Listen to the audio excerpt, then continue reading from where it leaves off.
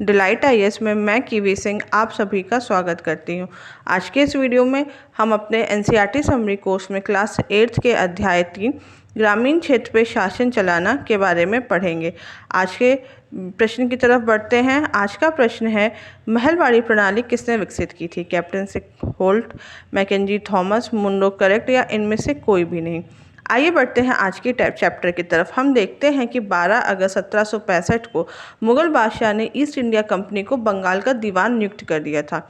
उस समय यह संभावना थी कि कंपनी केवल आर्थिक मामलों में ही हस्तक्षेप करेगी और राजनीतिक स्थिति से दूर रहेगी, लेकिन हमने देखा कि ऐसा नहीं हुआ था। बंगाल की दीवानी हाथ में आना अंग्रेजों के लिए एक निश्चय ही बहुत बड़ी घटना थी। समय के साथ साथ कंपनी ने यह भी देखा कि उन्होंने आर्थिक मामलों में वह मुख्य शासक बन गई थी। अब उसे अपनी ज़मीन पर शासन चलाने और आमदनी को व्यवस्थित करने के लिए कोई रास्ता ढूंढने की ज़रूरत थी, जिससे वह अपने खर्चों को पूरा कर सके और अपने लिए काफ़ी ज़्यादा पैसा इकट्ठा कर सके। व्यापारिक कंपनी के नाते उसे यह भी ध्यान रखना था कि वह अपनी ज़रूरतों की चीज़ें खरीदती बेचते भी रहे। कंपनी को यह समझ में आने लगा था कि उसे बाहरी ताकत होने की वजह से लोगों को शांत रखना बहुत ज़रूरी हो गया था। वे लोग जो कि गांव देहात में पहले शासन चला चुके थे, उनके पास अभी भी काफ़ी ताकत और सम्मान था। ऐसे लोग स्थानीय सत्ता में रह चुके थे और उनको नियंत्रित करना बहुत ज़रूरी था, लेकिन उन्हें ख़त्म नहीं किया जा सकता था, यह हमें पता चल चुका था। फिर हम देखते हैं कि कंपनी की आमदनी के बारे में। कंपनी दीवान तो बन गई थी, लेकिन वह खुद को अभी भी एक व्यापारी मानती थी। वह भारी भरकम लगान तो चाहती थी, लेकिन उसकी व्यवस्था अर्थात उसकी वसूली की कोई व्यवस्था करने में हिचकिचा रही थी। उसकी कोशिश यह थी कि वह ज़्यादा से ज़्यादा राजस्व हासिल करे और कम से कम कीमतों पर बढ़िया सूती और रेशमी कपड़ा खरीदे। बंगाल की अर्थव्यवस्था को 1765 के बाद से बुरी तरीके से गहरे संकट में फंसते हुए देखा जा चुका था। 1765 से पहले कंपनी ब्रिटेन में सोना और चांदी का आयात करती थी और इन चीज़ों के बदले सामान खरीदती थी। अब वह बंगाल में इकट्ठे होने वाले पैसे से ही निर्यात करके चीज़ें खरीदती थी। इससे कारीगर गांव छोड़कर भाग रहे थे, क्योंकि उन्हें बहुत कीमत में अपनी चीज़ों को बेचना पड़ रहा था। किसान अपना लगान नहीं चुका पा रहे थे। कारीगरों का उत्पादन बहुत ज़्यादा गिर गया था और खेती चौपट हो रही थी। उसके बाद 1770 में पड़े अकाल ने बंगाल में 1 करोड़ लोगों की मौत को नींद सुला दिया था। इस अकाल में लगभग 1/3 आबादी बंगाल की समाप्त हो गई थी। फिर हम देखते हैं कि खेती में सुधार की ज़रूरत होती है। ये एक कॉमन फैक्ट है कि अगर अर्थव्यवस्था में संकट है या अर्थव्यवस्था हमारी दिक्कत कर रही है, तो हमें कंपनी में जो राजस्व या जो हमें टैक्स मिल रहा है, वह भी धीरे धीरे करके कम होता चला जाएगा। इसलिए वहाँ के अफसरों को यह लगने लगा कि अब ज़मीन में निवेश करना पड़ेगा और खेती में सुधार लाना पड़ेगा। लेकिन यह किस तरीके से किया जाए, यह अभी भी एक तरीके का सवाल था। आखिरकार कंपनी ने 1793 में स्थायी बंदोबस्त लागू किया। इसके अनुसार कुछ शर्तों के हिसाब से राजाओं और तालुकोदारों को जमींदार के रूप में मान्यता दी गई। उन्हें किसानों से लगान वसूलने और कंपनी को राजस्व चुकाने का जिम्मा सौंपा गया। उनकी ओर से चुकाई जाने वाली राशि स्थायी रूप से तय कर दी गई थी। इसका यह मतलब था कि भविष्य में उसमें किसी भी प्रकार की बढ़ोतरी नहीं की जाएगी। अंग्रेज़ों को ऐसा लगता था कि उन्हें एक नियमित रूप से राजस्व मिलता रहेगा और जमींदारों को ज़मीन में सुधार करने के लिए खर्च भी मिलता रहेगा। लेकिन हमने यह देखा कि स्थायी बंदोबस्त ने भी समस्या पैदा कर दी। कंपनी के अफसरों ने पाया कि जमींदार ज़मीन के सुधार में खर्च नहीं कर रहे हैं और जो कंपनी ने राजस्व तय किया था वह इतना ज़्यादा था कि उसे चुकाने में ही ज़मींदारों को परेशानी होती थी। उसके बाद अगर वह राजस्व नहीं चुका पाते थे तो उनसे उनकी ज़मींदारी छीन लेती थी। उसके बाद हमने यह देखा कि 19वीं शताब्दी के बाद थोड़ी सी हालत भी बदली थी और अब खेती में विस्तार होने लगा था और खेती में बढ़ोतरी भी होने लगी थी। लेकिन इससे जमींदारों की आय में तो सुधार हुआ, लेकिन कंपनी को कोई फ़ायदा नहीं हुआ, क्योंकि वह अपना राजस्व हमेशा से तय कर चुकी थी।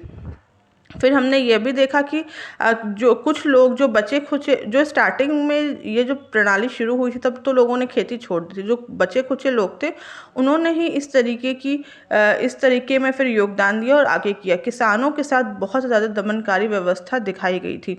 जो उनको लगान चुकाना था वह बहुत ज़्यादा था और उसके अलावा उन पर ज़मीन पर भी कोई अधिकार प्राप्त नहीं था। फिर हम देखेंगे एक नई व्यवस्था का उदय होता है। बंगाल प्रेसिडेंसी के उत्तर पश्चिम प्रांत, जिसको अब हम यूपी कहते हैं, के लिए होल्ट मैकेंजी ने एक नई व्यवस्था का उदय किया जो 1822 से लागू की थी। इनका विश्वास था कि उत्तरी भारत में समाज एक बहुत महत्वपूर्ण सामाजिक संस्था है और इसका बचाव करना चाहिए।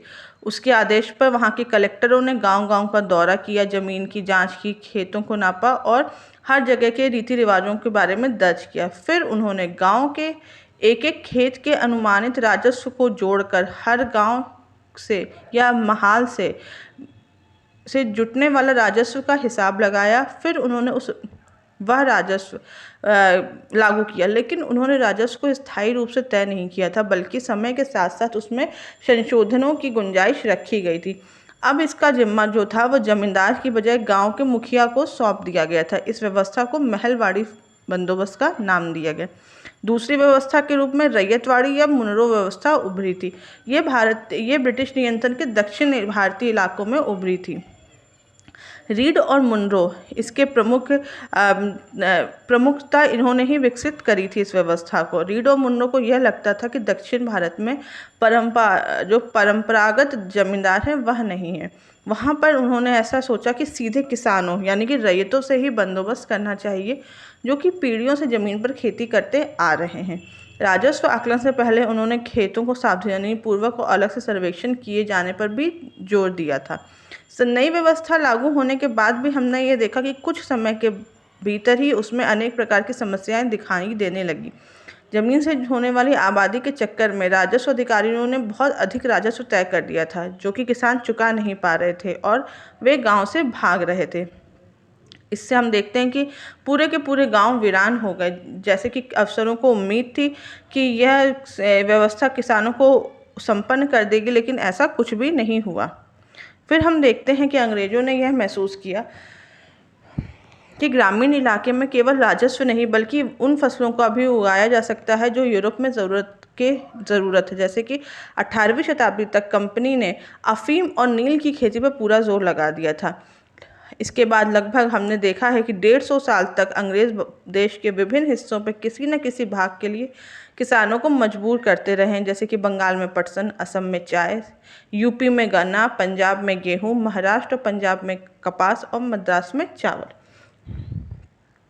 हम देखते हैं कि भारतीय नील की आखिरकार इतनी मांग क्यों बढ़ गई थी। नील का पौधा मुख्य रूप से उष्णकटिबंधीय इलाकों में उगता था। 13वीं शताब्दी तक इटली, फ्रांस, ब्रिटेन के कपड़ा उत्पादक कपड़े की रंगाई के लिए भारतीय नील का ही इस्तेमाल हो रहा था। उस समय इसकी मात्रा बहुत ही कम पहुंचती थी और इसकी कीमत बहुत ज़्यादा ऊंची रहती थी। इसके लिए उन्हें अन्य स्रोतों पर भी निर्भर रहना पड़ता था, लेकिन भारत के जो नील था उसको ज़्यादा पसंद किया जाने लगा। यहाँ का नील बहुत चमकदार था, जिसका रंग बहुत ही सुंदर आता था। 17वीं शताब्दी तक आते आते यूरोपीय कपड़ा उत्पादकों ने सरकार पर यह जोर डाला कि वह अपने नील के आयात में कुछ पाबंदी लाएं। 18वीं शताब्दी के आखिर में हमने यह देखा कि भारतीय नील की मांग बढ़ गई थी। ब्रिटेन में औद्योगिकीकरण शुरू हो चुका था, उससे कपास उत्पादन में भी इजाफा हुआ था।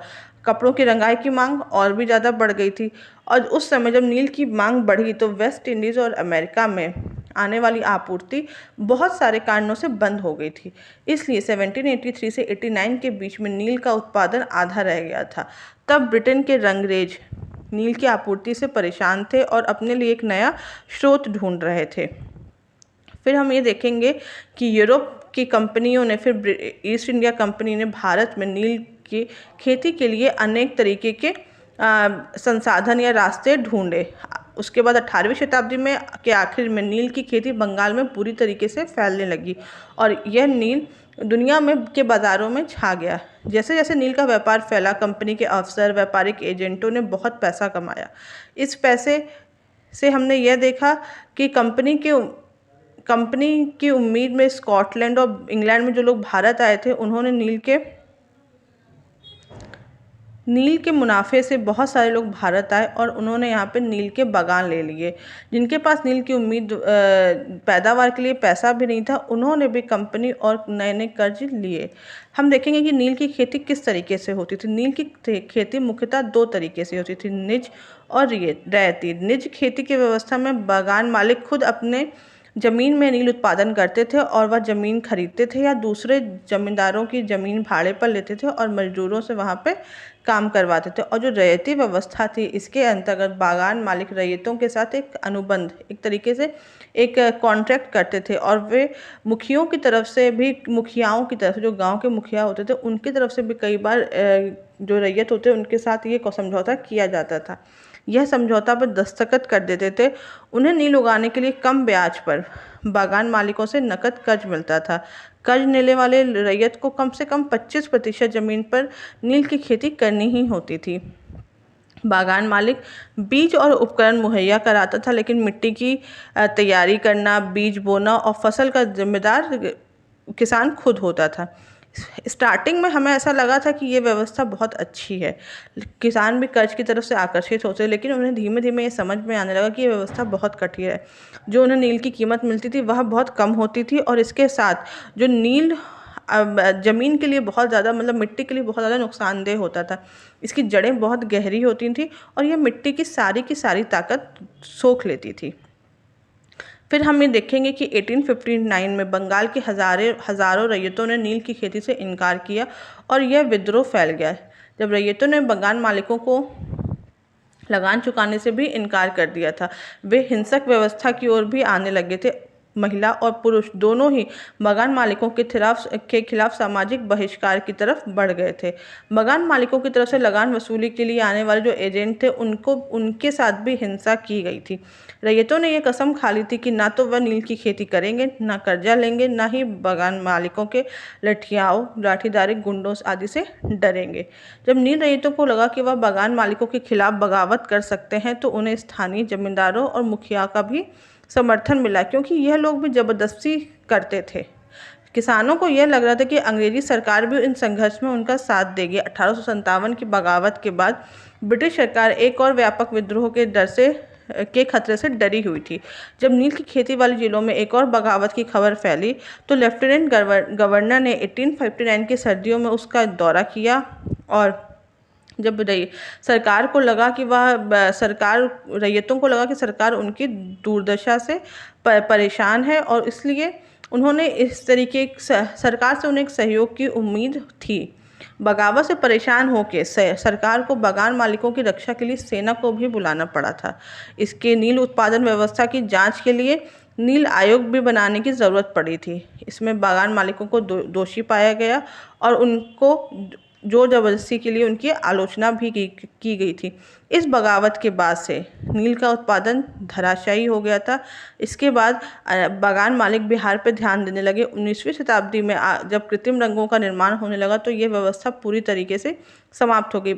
बिहार में भी जब महात्मा गांधी दक्षिण अफ्रीका से लौटे थे, तो उन्हें वहाँ के नील किसानों की दुर्दशा देखने का न्योता मिला था। 1917 में बिहार के चंपारण से महात्मा गांधी ने नील बागान मालिकों के खिलाफ फिर से आंदोलन की शुरुआत की थी। आइए बढ़ते हैं आज के प्रश्न की तरफ। आज का प्रश्न था, महलवाड़ी प्रणाली किसने विकसित की थी? तो इसका उत्तर है होल्ट मैकेंजी। आज के वीडियो में बस इतना ही। अगर आपको इस टॉपिक से रिलेटेड कोई भी डाउट हो तो आप मुझे कमेंट बॉक्स में बताएं और फ्री PDF के लिए हमारे टेलीग्राम ग्रुप को ज्वाइन करें। Thank you so much.